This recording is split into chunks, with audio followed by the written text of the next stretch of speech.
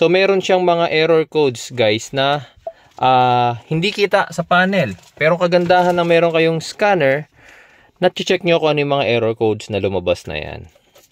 Hi guys, so Red here from Jeep Dr. PH. Ngayong araw na to, ide-demo ko sa inyo kung paano gamitin yung binibenta nating scanner. Ito, ThinkTool Lite. Nagbibenta tayo nito ngayon mga bossing. Ito para sa mga most advisable to para sa mga mechanic, may talyer, may shop. Pwede rin to sa mga nagbabuy and sell actually. Ito yung kanyang kahon.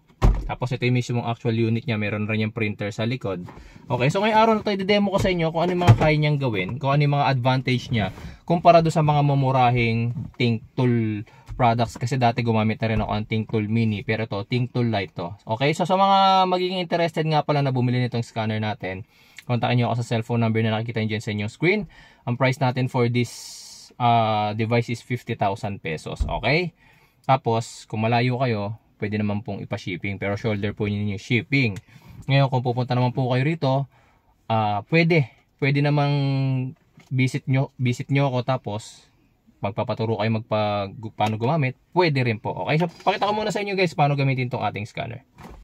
Siyempre, para makapag-proceed tayo ng scanning, kunin nyo muna yung dongle. Tapos, ikakabit natin to dun sa OBD port. Usually, ang mga OBD port guys, lagi nandito sa may ilalim ng manibela. Kakapain nyo lang. Si Ford nandito eh. Ayan, pag nasaksak nyo na, iilaw na yung ating dongle. Tapos, ito na. Mag-i-scan na tayo. Ayan. So, ito. Nakikita nyo, nandyan na agad yung mga most common cars na ini-scan ko, si Ford. Ayan, diagnose nyo lang yan. Tapos, nakalimutan ko, turn on your ignition switch ng inyong sasakyan. Tapos, magsisimula na yung mag-scan. Lahat ng error codes, kung mapapansin nyo rito, si Ford nga pala guys, is nakailaw talagang check engine yan kapag hindi pa umaandar. Pero kapag umandar na yung makina natin, nawawala na yung check engine yan. Pakita ko muna sa inyo na wala siyang error. Wala siyang check engine. Ayan. Makikita nyo, nanatili na lang na nakailaw dyan is the isa handbrake natin. Isa lift gate natin, sarado na rin natin. Ayan. Okay. Tapos, eto.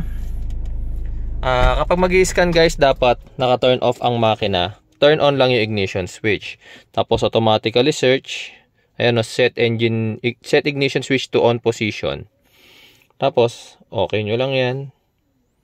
And then, mag-i-start na yan ng scanning. Na makikita nyo yung kanyang VIN number, year model, tapos yung kanyang vehicle, and then yung engine capacity. Yes mo lang yan. Tapos, ito, ang kagandahan sa scanner natin guys, full system ito. Pag sinabing full system, lahat ng error codes niyan sa makina, sa transmission, o ibang sensor man, babasahin niya. Okay, so dito wala kayo nakikita ang error code. Pero tignan nyo rito sa akin. O yan, may lumabas sa ABS, mayroon lumabas sa Accessory Protocol Interface Module. So meron siyang mga error codes guys na hindi kita sa panel. Pero kagandahan na meron kayong scanner, na-check nyo kung ano yung mga error codes na lumabas na yan. Okay, so check muna natin kung ano yung mga error codes. Tapos kagandahan, itong ating ThinkTool Lite, nakakapag-scan na ng reports. So ang may itsura niyan ganito. Ayan. So kung ano yung mga lalabas na error code, kagaya niyan B1868, kahit hindi nyo na i-search, nakalagay na kung ano yung error code. The coding for the ignition circuit with component R12/22 left rear window airbag ignition squib is faulty. Yan, yung mga error code. Kahit hindi nyo na i-search, pinapaliwanag na. Ayun yung kagandahan ng scanner natin. Yan. Tingnan natin. Napindot ko. Wait lang. Ayan. Missing communication with body control module. Missing communication with body control module. Itong mga to, nangyayari to kapag nagdi-disconnect tayo ng battery. Ayan. Error codes. Itong left temperature damper motor. Makikita nyo walang error dito. Walang error pero lumabas yung left temperature damper motor. Recirculation damper motor, air distribution damper motor. Yan yung mga common issues kay Ford na hindi ninyo nakikita. Usually pag nag-start na kayo ng makina, wala namang error, di ba? Pero kapag nag-scan na pala kayo, ang dami pala niyang error. Oh. Ayan. Di ba? So ito, kagandahan dito sa gantong klase ng scanner, makikita nyo kung ano yung talagang problem. Ayan. Bago ninyo bilhin, o kaya kapag may ayusin kayo sa sasakyan, ma-check nyo lahat. Ayan. For missing communication lang, so this is because of a battery removal or nag-low-bat yung battery niya. Tapos, syempre, bukod sa scanning, kaya niya i-clear lahat ng error codes na yan. Kung wala naman talagang problem, makiklear lahat ng error code na yan, mga bossing. Ayan. Kine-clear natin, kaya nag-green sila lahat. Yung may iwan na red dyan, yun yung talagang error code niya. Okay? Yan. So ano pa yung kayang gawin nitong ating scanner? Kasi syempre, yung mga mumurahing scanner, kaya rin naman mag-scan, kaya rin naman mag-clear code. Eh bakit ito napakamahal? 50,000. Diba? So ano pa yung kaya niyang gawin kagaya nito? Halimbawa, ano ba yung pwede nating example? Yung sa aircon na lang. Yung sa aircon na lang ang gawin natin. HVAC. Asa ba HVAC dito?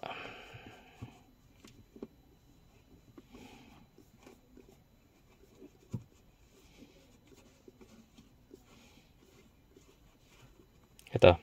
Sa front control. Makikita nyo ito yung actuation test na yan.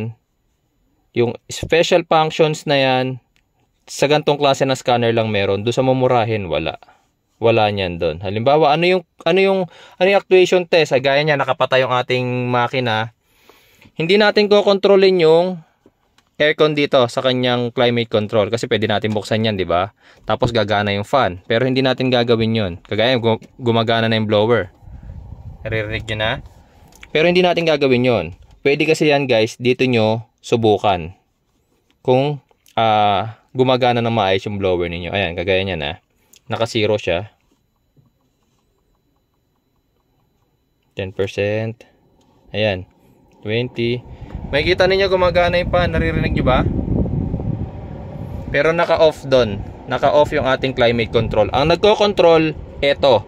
Ang tawag dito, guys, is active test. Pwede nyo kontrolin yung iba't ibang parts ng sasakyan ninyo gamit ang scanner natin. Pwede yun, mga bossing. Okay? Special functions. Kagaya ng yung ginawa ko sa Mitsubishi dati, guys. Yung 'di ba sa Mitsubishi meron silang kapag nagre-reverse yung expander, walang beeping sound, hindi nag-o-auto lock. Tapos ang tawag doon si e-tax. Okay, kapag e-tax, wala kasing e-tax si Ford, pero si Mitsubishi meron, pwede nyo gamitin tong scanner na to para i-tax programming yung sasakyan. Next thing, ito pa. Yung reset or maintenance functions. Ilan yan? 3, 1, 2, 3, 4, 5, 6, 7, 8, 9 times 3, 27 plus 1, 28 reset function. So, para saan tong mga to? Halimbawa, nag-servicing kayo ng brakes, 'di ba? Kailangan ninyong mag-bleed. Meron kayong ABS motor, so may ABS bleeding 'yan, okay? Yung air and fuel mixture, tapos yung airbag, nagre-reset ng airbag to. Halimbawa, nabangga yung isang sasakyan, tapos nagpalit na ng airbag module. Kapag hindi kasi nagpalit ng airbag module, lagi kasi pag in-scan, lagi lumalabas yung crash event. Okay? So yung airbag ang ginagamit para ma-reset yung airbag module. Kapag nagpalit ng battery, may mga sasakyan, guys, na kapag nagpalit ng battery, nare-reset yung stereo, nare-reset yung time, ganon.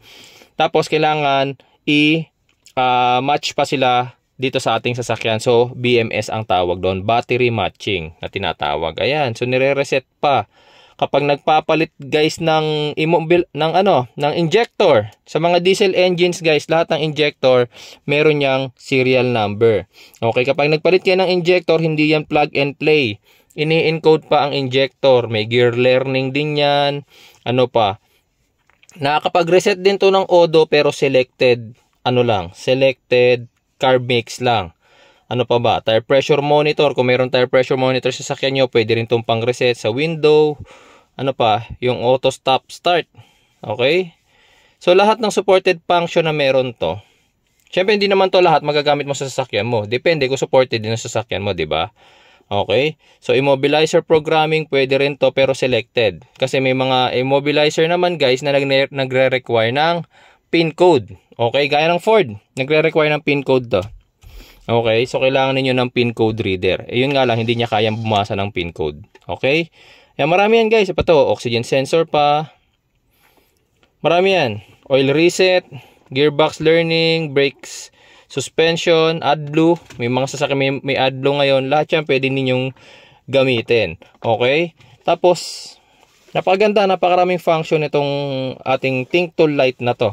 Kaya kapag mechanic ka, may ari ka ng shop, meron kang talyer, magandang magamit itong Think Tool light na to. Okay?